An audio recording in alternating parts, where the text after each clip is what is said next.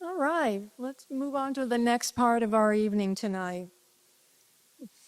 You know, there is no better way to mark this 10-year anniversary milestone than by hearing from two leaders who have dedicated their lives to making sure that truth still matters, Dick Tofel and Nancy West. Both of them share something rare and vital in today's media landscape, a deep belief that journalism, at its best, is not about noise or clicks, but about accountability, accuracy, and public service.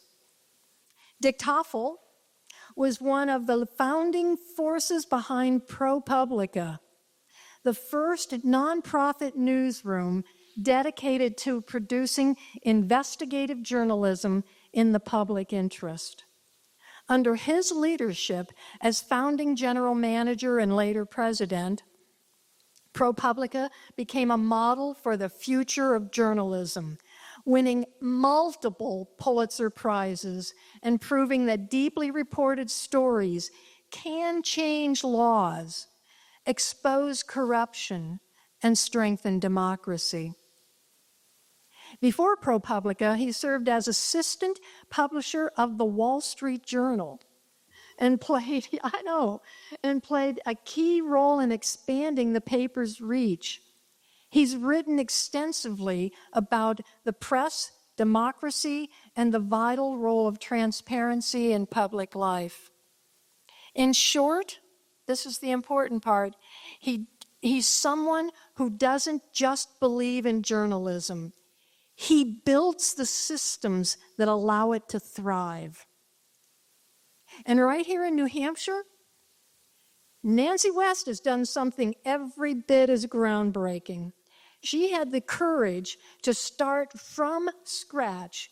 No corporate backing, no big newsroom, just a vision that the people of New Hampshire deserve fact-based watchdog journalism focused on truth, not profit. And 10 years later, her vision has grown into a trusted statewide source that tells the stories that others overlook. She holds the powerful accountable and shines the light where it's needed most.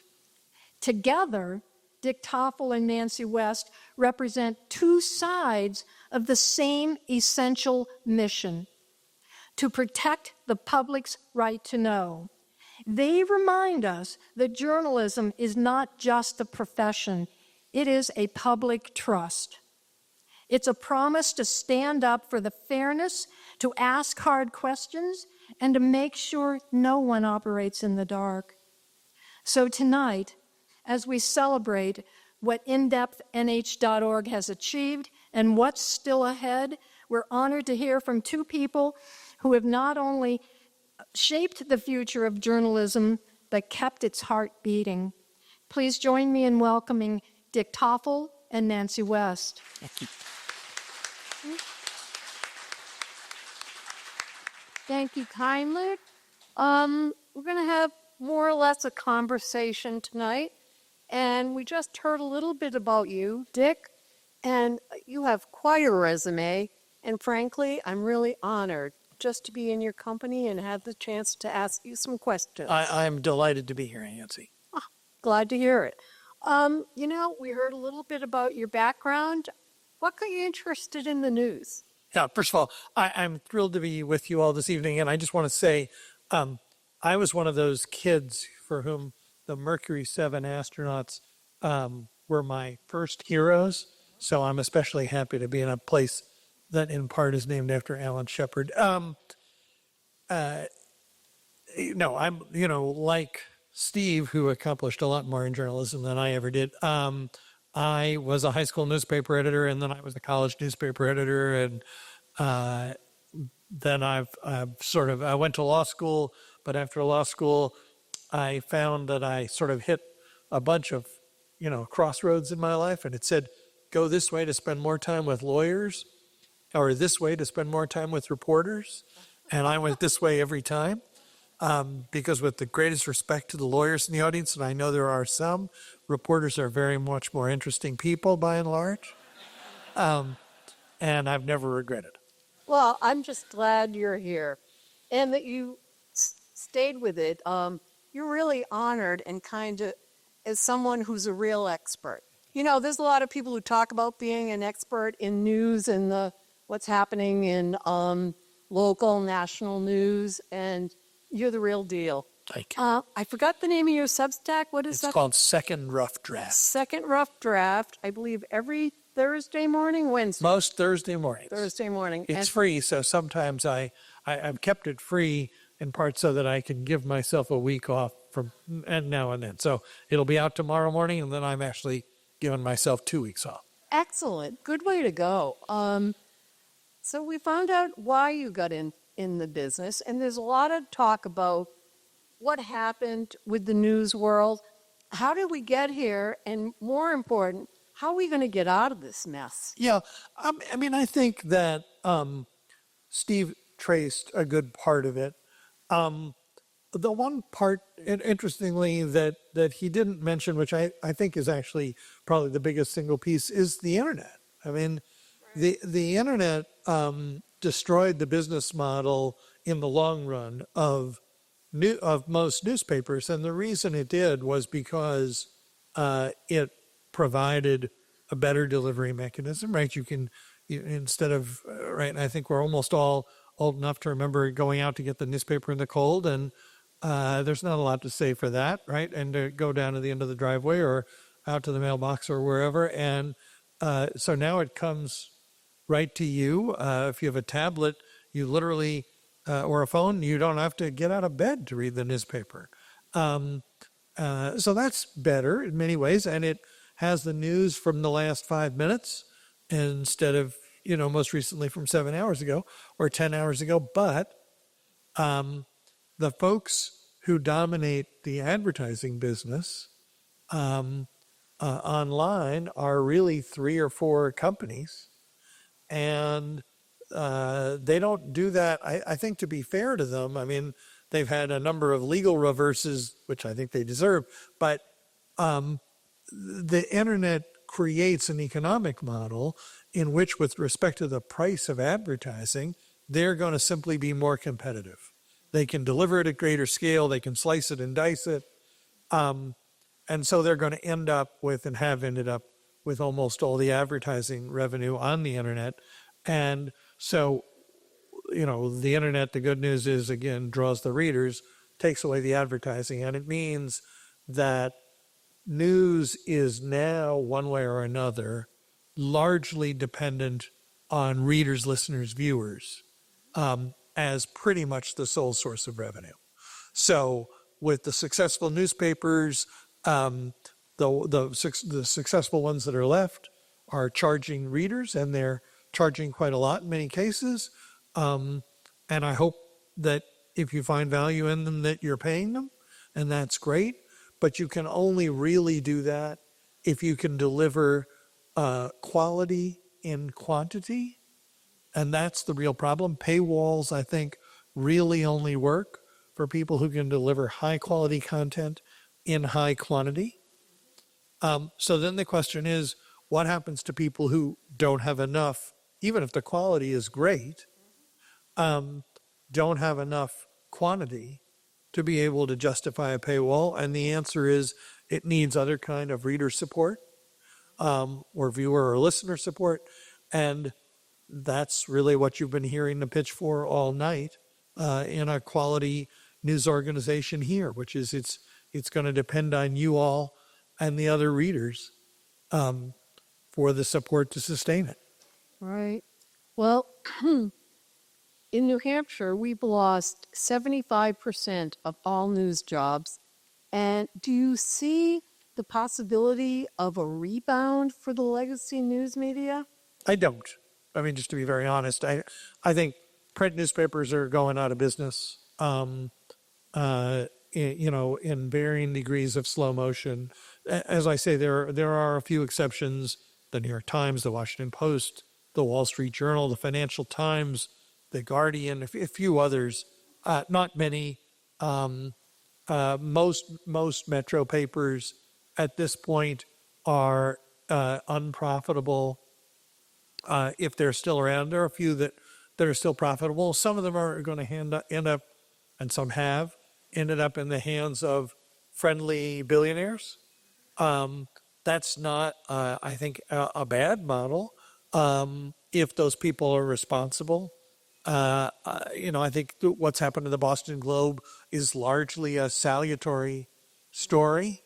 But that's not, there are not enough billionaires to go around, and the ones that aren't all friendly. And that's not going to be the salvation. I don't think, therefore, that the legacy media, in the sense that we understood it 25 years ago, is that you were going to have some renaissance of that.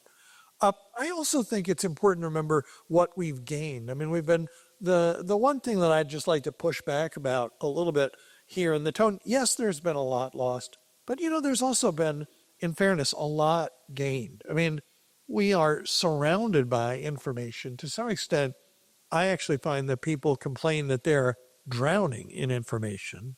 And there's some bad things about that too. But for instance, opinion journalism has never been stronger, never been more diverse, never been easier to get. The barriers to entry are almost zero. A guy, me, literally spends $0 on advertising, gets zero revenue, and gets 7, 8, sometimes 15,000 readers a week for his thoughts off the top of his head. That was never possible before. So there are some things that are gained, and there are also, I think it's important to acknowledge, there's all sorts of information that's being provided directly to readers online that was never there before. Mm-hmm. Public meetings, yes, we can't have reporters at all of them. Some of them you can watch yourself. And I think AI is going to make that more accessible in many ways, create summaries. It also is, I think, in short order, going to provide translations of things. So, yes, there's lots of loss. There are still people who are doing the critical work. It's important to support them, but there are gains all around us. And I think you don't want to miss recognizing those as well. Yeah, no, I have to agree with you there. I could have never started a real newspaper. Right. No one was going to give me a couple of $1 million. Yeah, no, the barriers to entry have fallen to close to zero. I mean, I had $0 too. right. Yeah, and standing up a website. I mean, and again, for instance, AI is going to change this. When we started at ProPublica, to design a website, you needed to hire somebody. I mean, I couldn't do it. Maybe you did. No, I had a kit. Yeah, exactly. And I bought him a lot of computers over the years. You needed a kit. Very soon, anyone will be able to do that themselves, and it'll look great. Yeah. So that kind of thing is changing, and that is positive. I worry about the AI possibilities are there, but I also, see the job losses and the less people. I mean, at the Union Leader, we'd often have, the best copy editors. It would go through several different copy editors, and you'd still have one of the printers would be able to find an error. And I just love the whole bunch of people involved in the print media.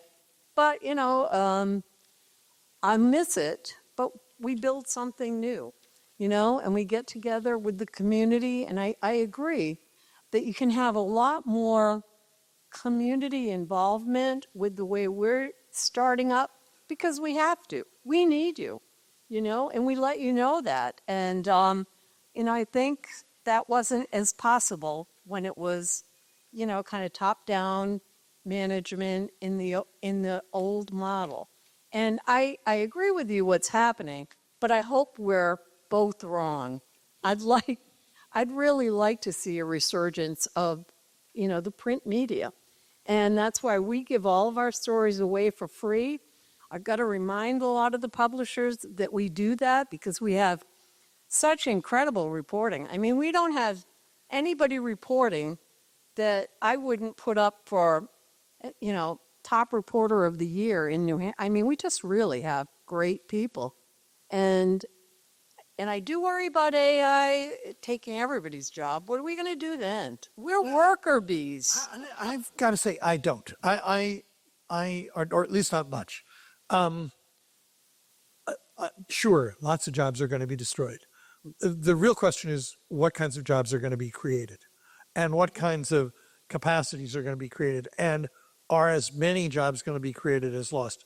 I think it's far from obvious at this point that anybody who is sure they know the answer to that feels to me is way overconfident. And I don't think we want to have false nostalgia. I mean, I remember in the 1960s, people were saying how sad it was that the guys who sat at linotype machines and retyped the stuff that reporters had typed and editors had retyped were all losing their jobs. And I'm was sorry for those individuals. They needed to be retrained if they were younger. Actually, most of them, it came so slowly that most of them got to retire. The loss of linotypers in retrospect is not a terrible loss, right? The fact that you can type directly, in effect, onto the internet and it can go from my typewriter directly to you is not a terrible loss. The lack of proofreading, if it's indicative of sloppiness, that's a problem. If it's indicative of speed and somebody takes the care to correct it when they see an error as soon as it's posted, that to me is a net gain for readers. And on AI, yes, there are risks.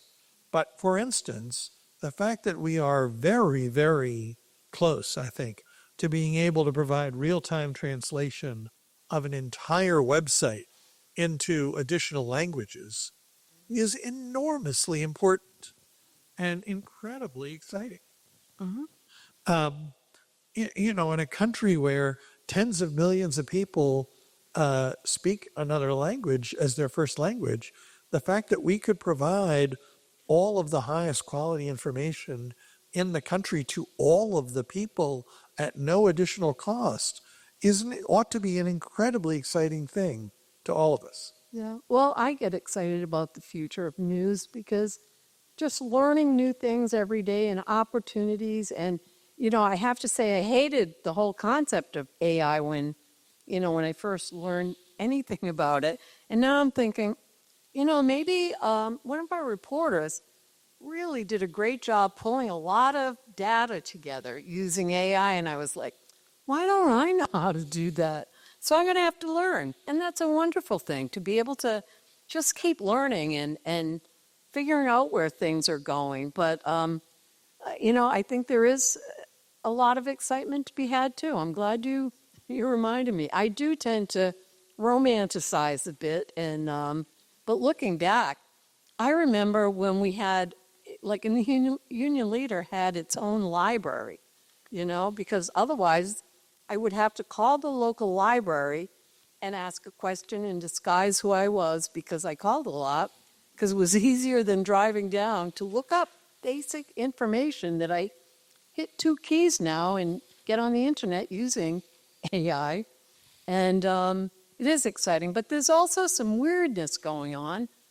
What about the disdain President Trump has for the media? And he wasn't the first. This has been going on for way before he got into it.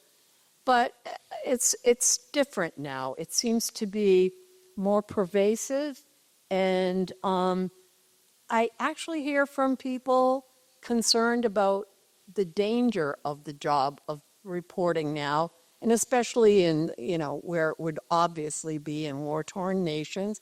We have, Steve Rand here tonight from Common Man for the Ukraine.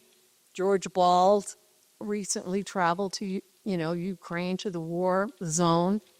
And I'm not sure you saw a lot of reporters right on the front lines, but I do think there's, or I feel it sometimes, that there is more danger to be the job of being a reporter out there in the field. Well, I think in war zones, Well, yeah. there certainly is. If you want to talk about the president, yes, I think there's a problem, and I'll get to it in a minute, Okay. with the president's attitude about the press. But the first thing I want to say is I don't think it's helpful for the press to engage in special pleading about this. I mean, the president just thought it was amusing to post a video of himself ostensibly dropping poop on 7 million of his fellow citizens who simply don't like the way he's behaving. So, yes, he has disdain for the press, but he has disdain literally. I mean, I think it's, after that stunt over the weekend, I think it is fair to say he literally has disdain for anyone who deigns to disagree with him. So, it's not about you, right? That was one of the things that I felt like I learned. This isn't about us, right? It's about him and his relationship with the people who don't agree with him. And every survey that's taken says that the people who don't agree with him constitute a majority of the country. So, and that actually is the point that I think is most important to bear in mind. The president's been in office for, I guess it's 9 months today, right? Or 9 months 2 days ago. Yep. In 9 months, by most surveys, the ones that I see, he has convinced about somewhere between 10 and 20% of the people who voted for him that they don't like the job he's doing. And pretty much 100% of the people who didn't vote for him seem pretty happy with their votes. So the question is, how did those 10 or 20% of the people who voted for him, why have they changed their minds? And I think the answer is because of what they're reading in the press. Uh-huh. I don't think there's any way to find actually any other explanation for it. So in that sense, it seems to me the press is doing its job. I think there's a lot of really excellent coverage. I suspect that everyone who likes the president in the room could come up with a whole bunch of reasons that they do. And I suspect that the people in the room who don't like the president could come up with reasons why they don't. And both of those sets of reasons are drawn from what they've read in the news. Now, the president's particular attacks on the press, so far, I actually don't think, I don't think they're much worse. I think they're actually maybe even a little less bad than one would have expected, particularly given everything else he's doing. The one exception is the defunding of public broadcasting, which is obviously not just something that was done by the president, but I think we all need to reckon with the fact that it was done by the elected representatives of the American people. That is their prerogative. There are many ways in which I think the president has exceeded his prerogatives, including tearing down now 1/3 of the White House.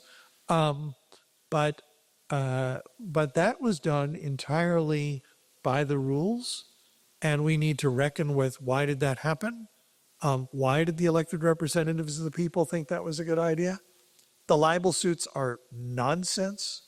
The president is the first, second, and third sitting president ever to sue a news organization.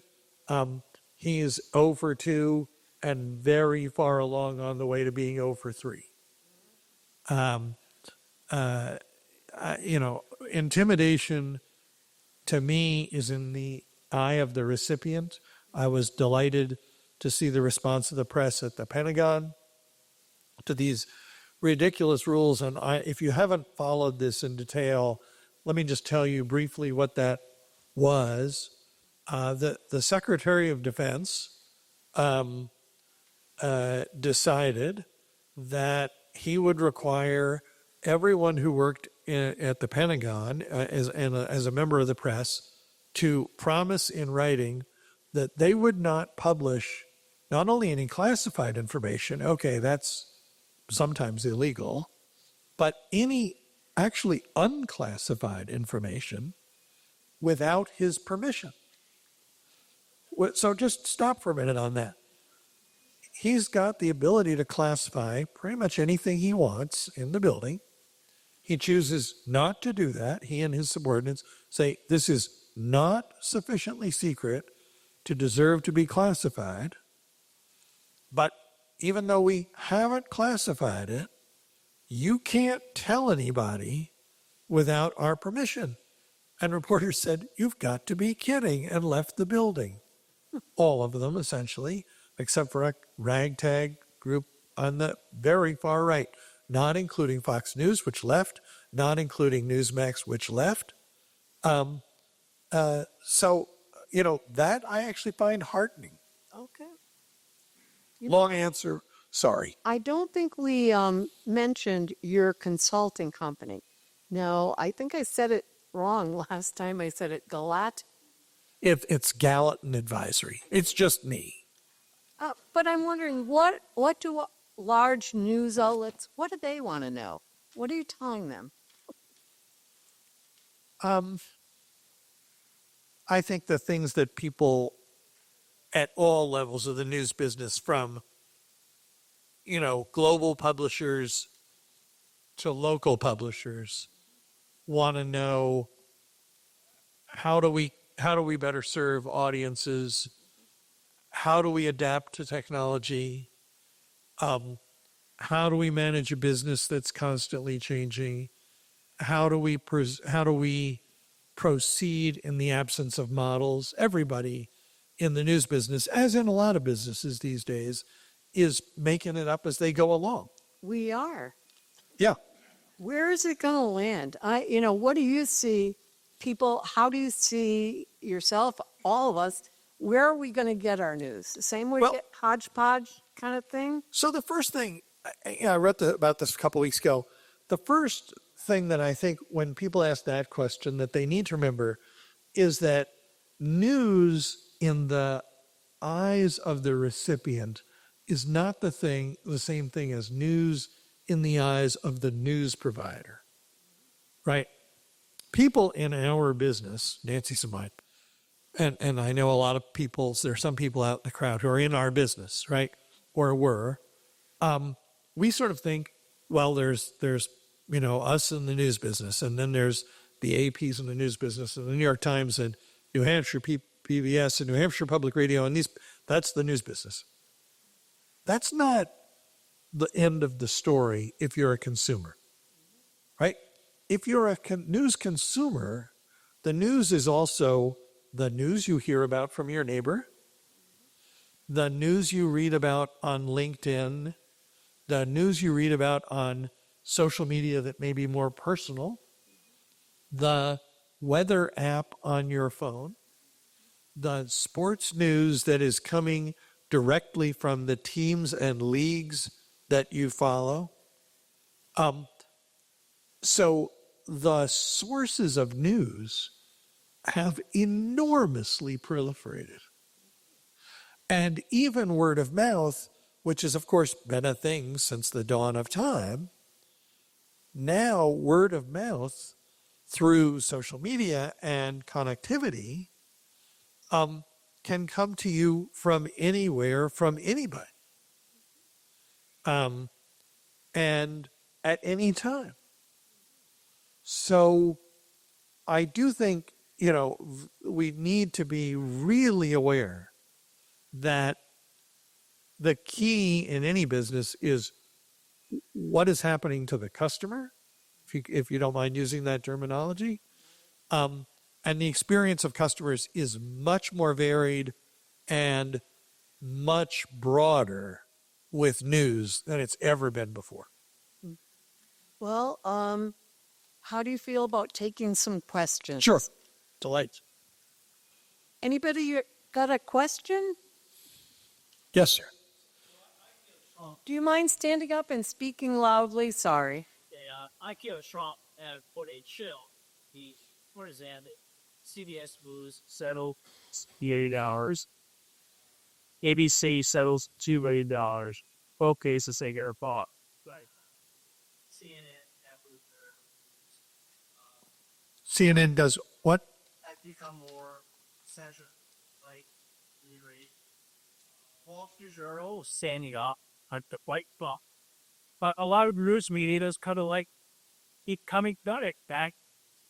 Yeah, I have to say so the question is the news media cowering in Trump, and the examples that were cited were tempering of things at CNN, CBS's decision to settle the president's libel litigation, ABC's decision to settle the libel litigation. I think those were the three you mentioned. First of all, overall, I'm not sure I see that on CNN. I have to tell you, I think if CNN were your sole source of news, if CNN were your sole source of news, you would have very little choice but to conclude that the president is a lunatic despot. Well, you may think that is true, and I might even agree with you, but if your sole source of news leaves you strongly convinced of a particular thing, I think I have a hard time feeling that they are cowering.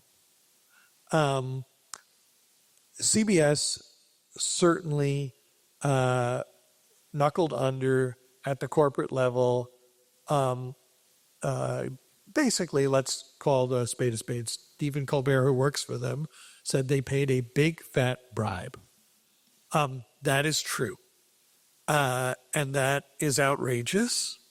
One thing I personally take some comfort in is that the Supreme Court decision from last year holding, as you probably know, that the president has immunity for criminal activity is limited to the president. Soliciting a bribe is still a crime in this country. Paying a bribe is still a crime in this country. In my opinion, the board of directors of CBS, and particularly its former controlling shareholder, ought to hope that the Department of Justice does not fall under independent authority within the statute of limitations, which is 4 years. The ABC, I actually think, and I spent 20 years as a libel lawyer, to be fair, I think that case may have been different. In that case, George Stephanopoulos, in interviewing Congresswoman Mace, repeatedly stated that under New York law, a jury had found that the president had raped E. Jean Carroll, and the jury found that the president had sexually assaulted her. And there is a difference. And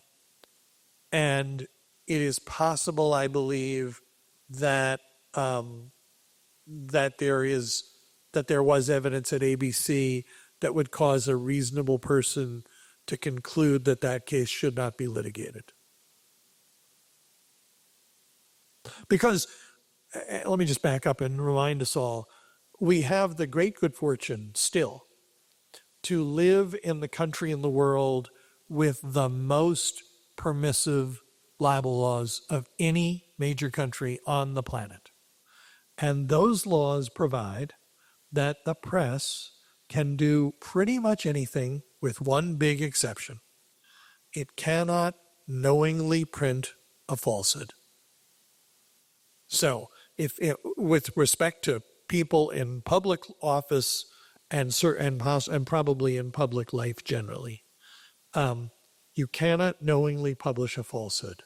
But if you do, you're in trouble, or you can be. And that's probably a good rule. I think Yeah. Well, let me just push back up that, first of all, and say that the comment that you just made presupposes that the New York Times versus Sullivan precedent will hold up. We have a United States Supreme Court now that has no regard whatsoever for established law, even established first. So I need less commitment what you are. Sure. That's not the question I wanted to ask. I'm a responsible advocate policies at DBH. And in order to stay informed, I did a subscriber to the New York Times, the Boston Globe, the Concord Monitor, and the Union News. God bless you. In addition to that, I got a regular supporter of the Nectar Public Radio and, of course, InDepth. Double God bless you. What frustrates me is that there's all this other stuff on our fringes of that I would love to be able to buy a la carte. I take a constant interest in what's going on in the meat because my daughter works there. I'd love to be able to buy news article a la carte from the Chris Earl or the Fanger Daily News. I dabble in healthcare reform. There's a great news organization called Stat News. It costs a fortune to subscribe to it. So I'm wondering why there aren't more opportunities for people like me who want to pay for what I read to be able to buy it all. Yeah. Some people have, the question is about why can't we pay for articles a la carte? Publishers have heretofore found that it simply doesn't pay, that it would, as a business matter, that it would cannibalize subscriptions too much to offer what were usually called micropayments. It may be, as technology continues to evolve, that this will at some point shift. It's also a question of a two-way market. You'd need to have everyone have an account for the same service, basically. Apple are the people who've gotten the closest to this, but even Apple at its enormous scale is not big enough. I think that is something that may come down the road, but the economics of it have simply not penciled out so far. If I can go back just to the point you started to make before you got to your other point about New York Times against Sullivan, which is the libel regime in the country, I am less worried about it. There are two justices of the Supreme Court who are pretty clearly committed to overturning Times against Sullivan, Justices Alito and Thomas. I think that it is very, very likely that Justice Thomas will retire next July. And the reason that I say that, Justice Thomas does not confide in me. But the reason that I think he will retire next July is because there is some chance that the Democrats will take the Senate. And if they do, after the stunt that the Republicans pulled in 2016, it is clear that the Democrats would not permit the president to fill the seat in the last 2 years of his term, or ever again while they were in the majority. And therefore, if Justice Thomas wishes to be succeeded by someone selected by a Republican president and confirmed by a Republican Senate, given his age, next summer is probably his last sure chance. And Justices Barrett, Kavanaugh, and Gorsuch are actually almost certainly, particularly Kavanaugh, but probably the other two, more favorable to the press than Thomas, which suggests that Thomas might be succeeded by someone actually more favorable to the press. The same analysis may apply to Justice Alito, although he's somewhat younger. Bigger point, the Supreme Court, the majority of the Supreme Court has actually been deeply committed to a very expansive interpretation of First Amendment doctrine. And the reason they are is because Citizens United is probably the single most important judicial building block of the edifice that they have put in place. And it is ultimately a First Amendment case. And there is no real way, I don't think, to overrule New York Times against Sullivan and leave Citizens United in place. As a matter of First Amendment doctrine, I don't think that that just intellectually works. And I think Citizens United is much more important to them than New York Times against Sullivan. Anyway, long answer, probably mostly of interest to lawyers, but I worry about a lot of things. I worry about that less. Good answer. Any other questions? Yes. Can you address the increasing concentration of news sources in one voice on the far right? Should be, you mentioned CBS. They're now owned by a right-wing billionaire who just appointed our vice, again, far-right person, as the editor-in-chief of the news. But that's just one example. You have the Washington Post, underpaid those who's openly saying he's going to push right-wing Rubicari, the saying Elliot Kahn. It's everywhere, every sector used. Yeah. Well, look, did everybody hear the question? As I said, as the business models of news organizations fail, one of the things that happens is people of great wealth move into the gap. I don't think there's any way to avoid that. I do think there are big differences between a lot of the examples you gave.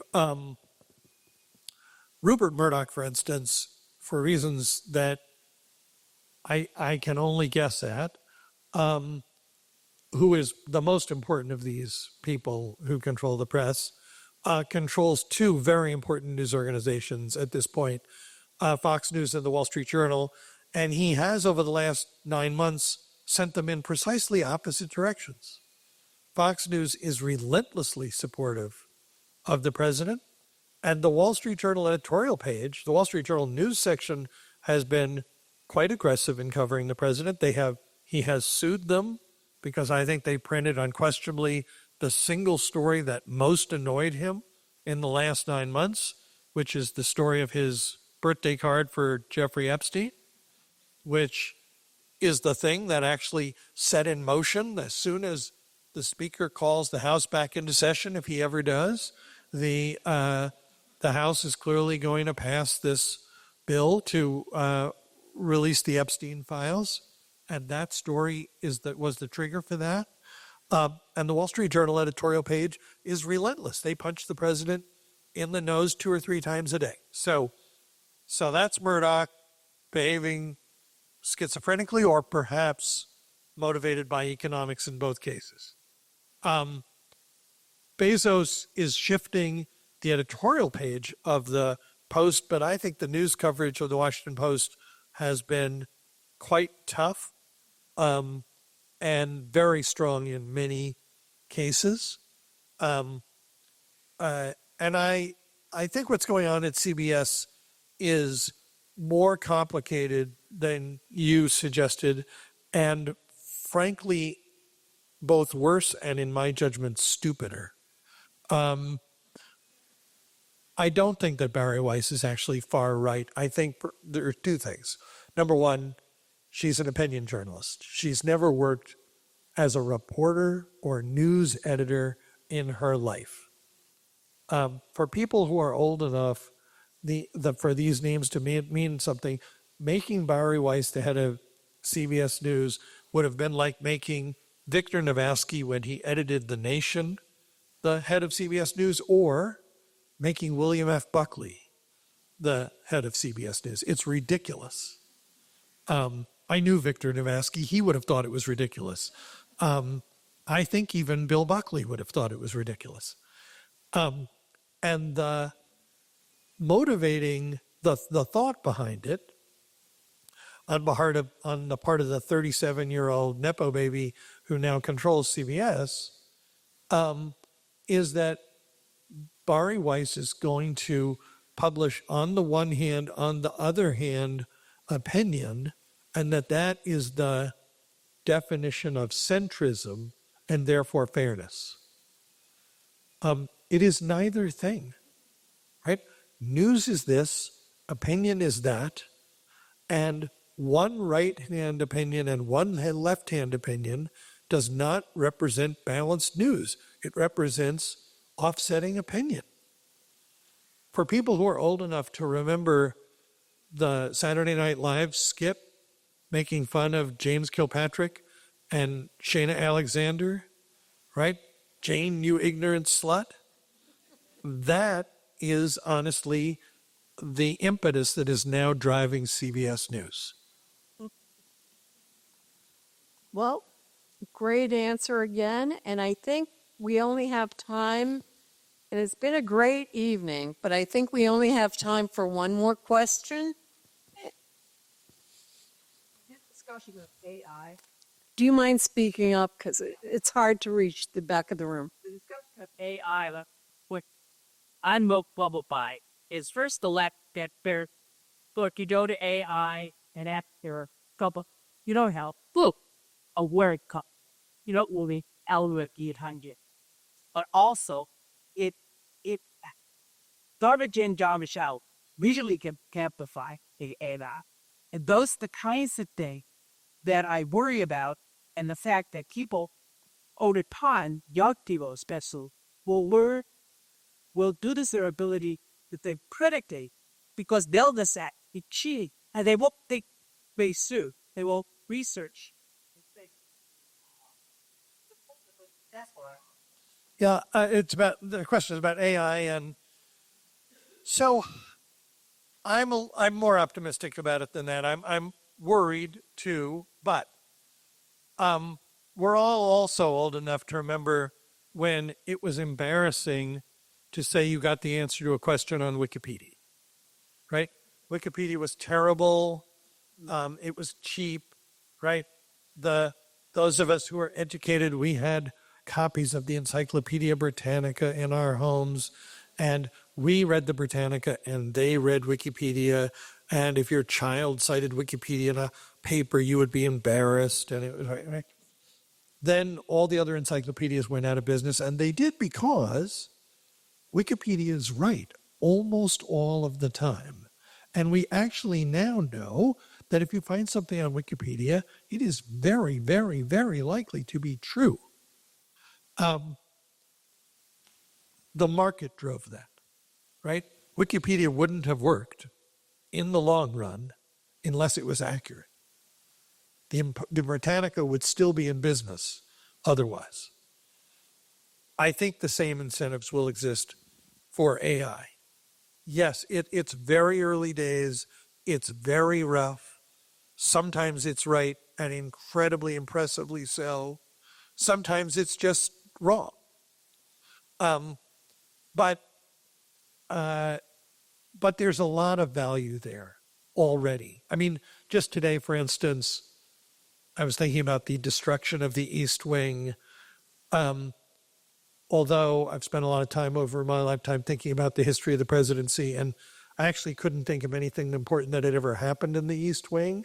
So I decided before I grieve too much for the East Wing, I would ask an AI, what happened of importance in the East Wing? And the answer is, by the way, almost nothing. Woodrow Wilson's daughter got married in the East Wing. That's about it. So, we will see how it evolves. I just want to say one more thing before I turn it over to you, Nancy, to finish up. Okay. We've talked a lot about national issues. I want to say, from somebody who came up from Boston, where I've been teaching, and who lives in New York, you're incredibly fortunate, as a lot of people have said here in a lot of contexts this evening, to have a really high quality local news organization being created by your neighbors and friends and colleagues and folks you know or can get to know. I hope you will support it. It is a critical part of democratic governance and civic health. It is a big part, I hope, and think of the future of this state. And it's been an honor and a pleasure to be with you all this evening. Oh, thank you so much.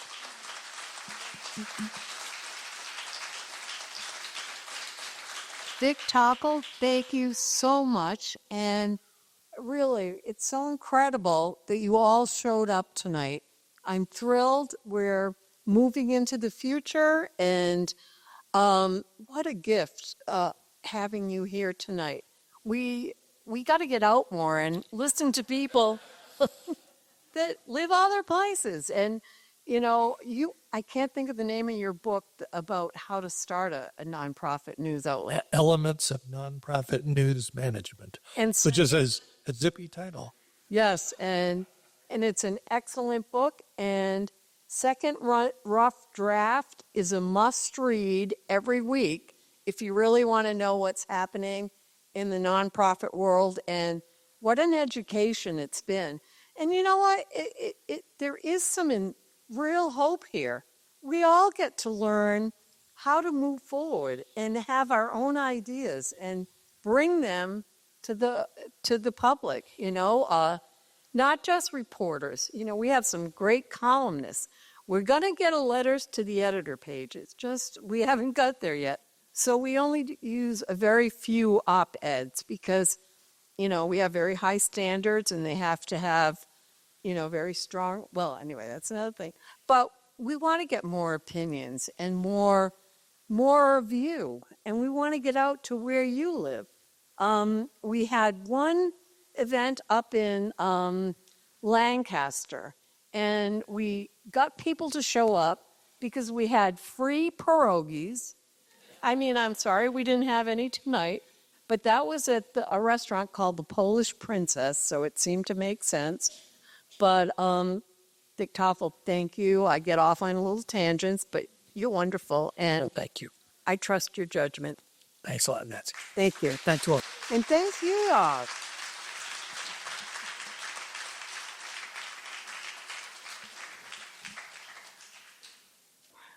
I'm Bob Charest. I'm the chairman of the board of the New Hampshire Center for Public Interest Journalism. And if some of the board members would like to come up with me, Bev, if you want to just, George.